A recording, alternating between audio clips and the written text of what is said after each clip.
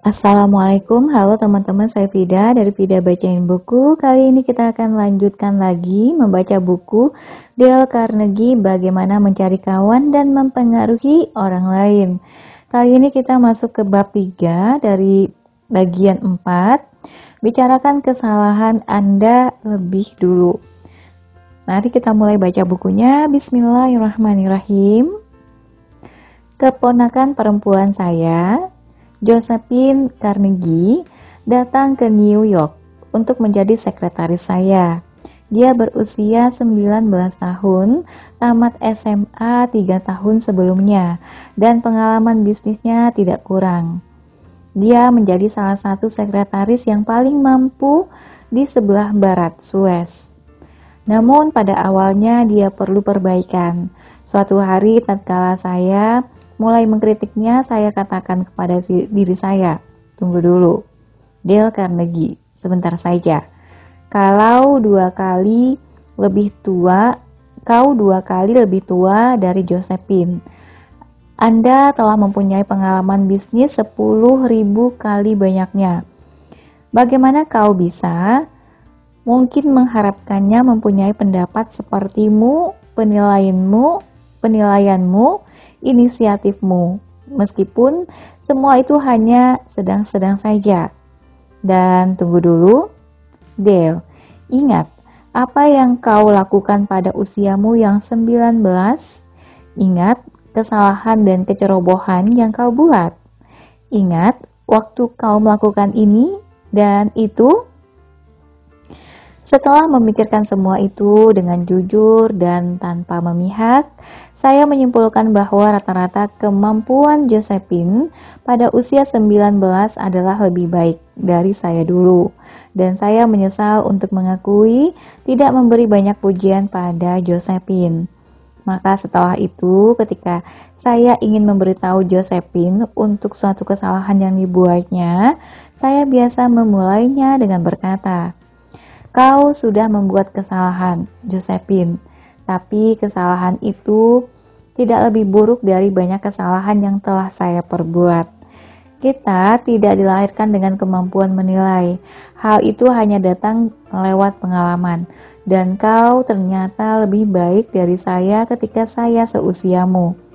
Saya sudah membuat kesalahan begitu banyak. Saya kini mempunyai sangat sedikit kehendak untuk mengkritikmu atau siapapun. Tapi tidakkah kau pikir lebih bijaksana kalau kau telah melakukan ini atau itu?" Nyaris sama sekali tidak sulit untuk mendengarkan tentang kesalahan kita jika orang yang mengkritik memulai dengan mengakui bahwa dia juga masih jauh dari sempurna. E.G. Dillistone, seorang insinyur di Brandon, Manitoba, Kanada, memiliki masalah dengan sekretaris barunya.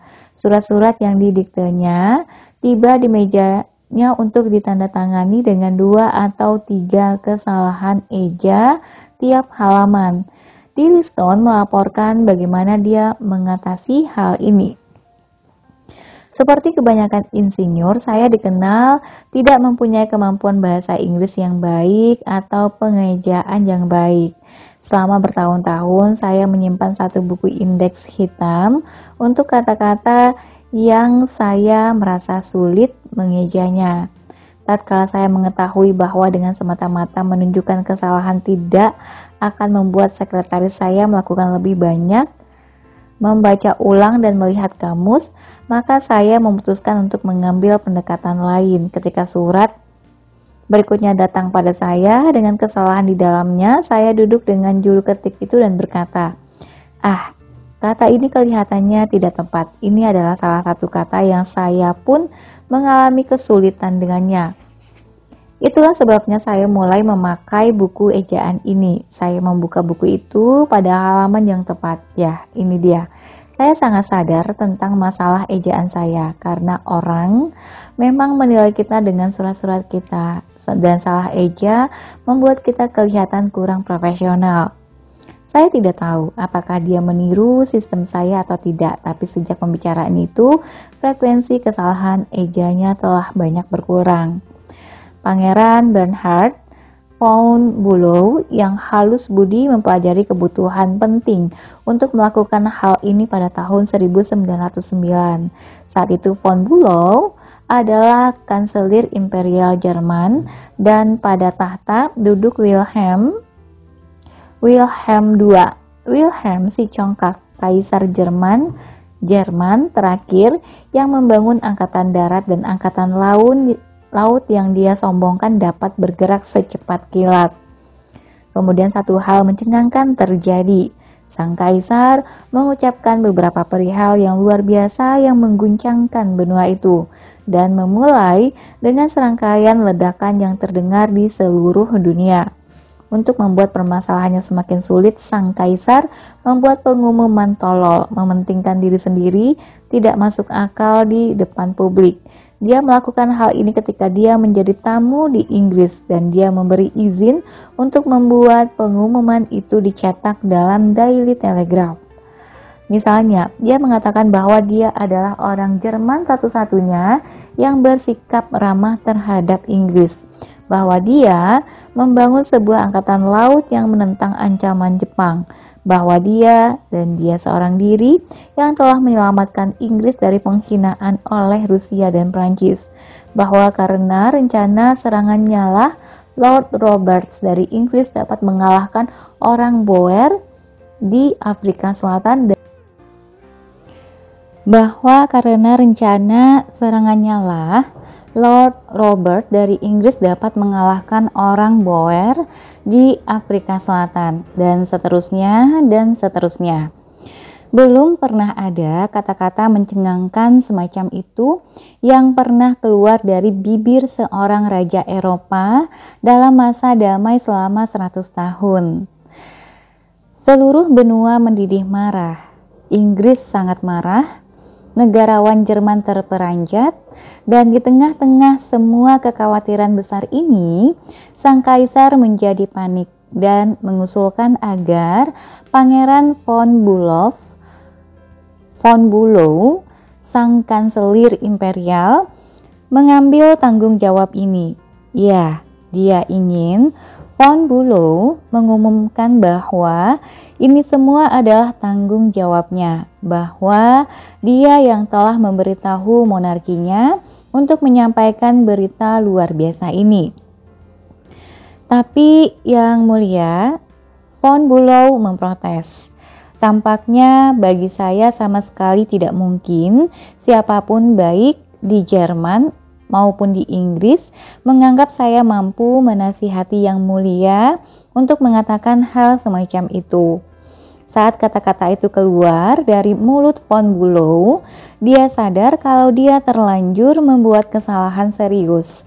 Sang kaisar meledak marah. "Jadi kau menganggap saya keledai?" Dia berteriak. "Yang mampu membuat kesalahan besar yang kau sendiri tidak pernah mungkin melakukannya."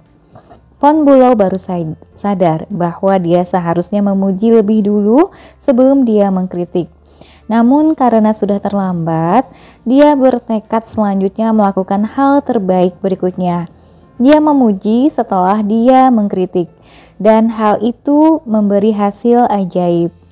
"Saya sama sekali bukan bermaksud berkata begitu," dia menjawab dengan penuh respek. "Yang mulia, mengungguli saya dalam banyak hal, tidak hanya tentu saja dalam pengetahuan angkatan laut dan militer, tetapi terutama dalam ilmu pengetahuan alam. Saya juga sering mendengar dengan kagum tatkala Sang Mulia menjelaskan tentang barometer atau telegrafi tanpa kabel atau sinar ronsen.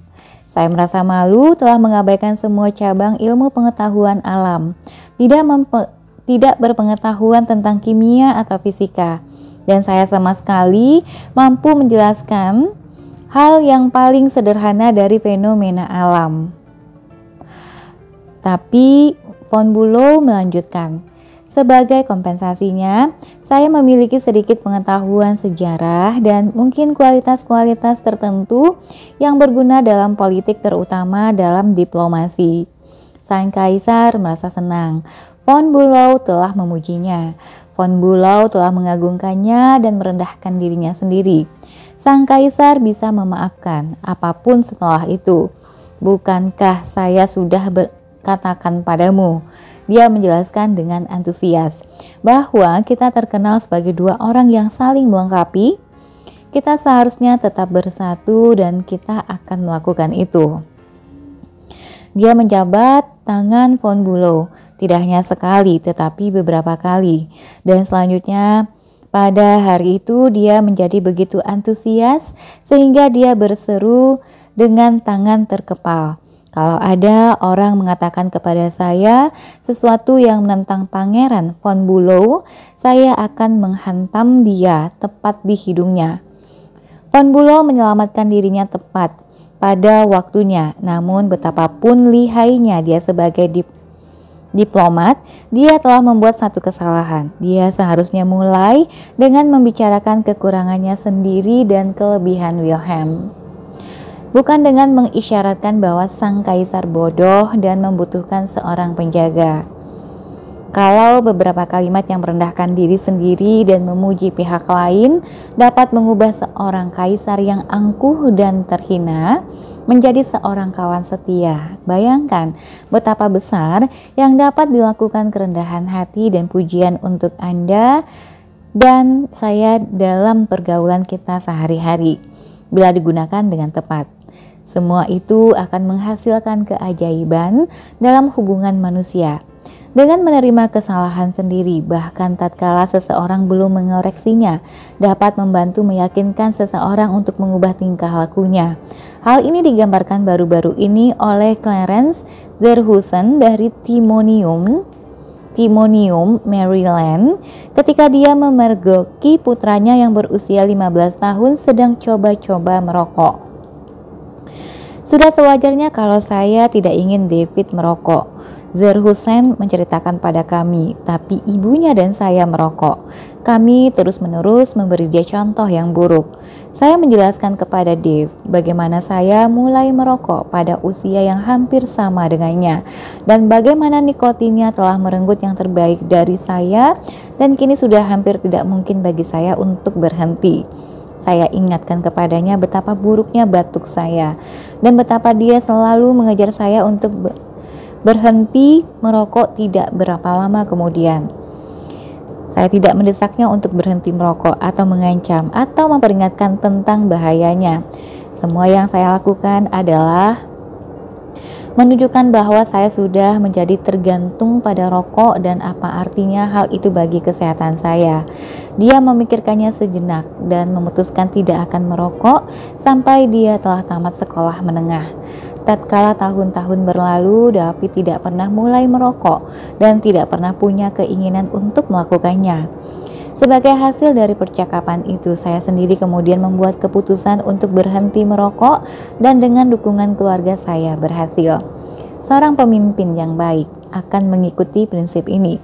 Prinsip 3, bicarakan kesalahan Anda sendiri sebelum mengkritik orang lain. Oke teman-teman, sampai di sini dulu untuk bagian 4 bab 3-nya. Nanti kita akan ketemu lagi di bagian 4 bab 4, tak seorang pun yang suka diperintah. Terima kasih sudah mendengarkan sampai akhir, semoga yang dibacakan bermanfaat. Sampai jumpa, assalamualaikum warahmatullahi wabarakatuh.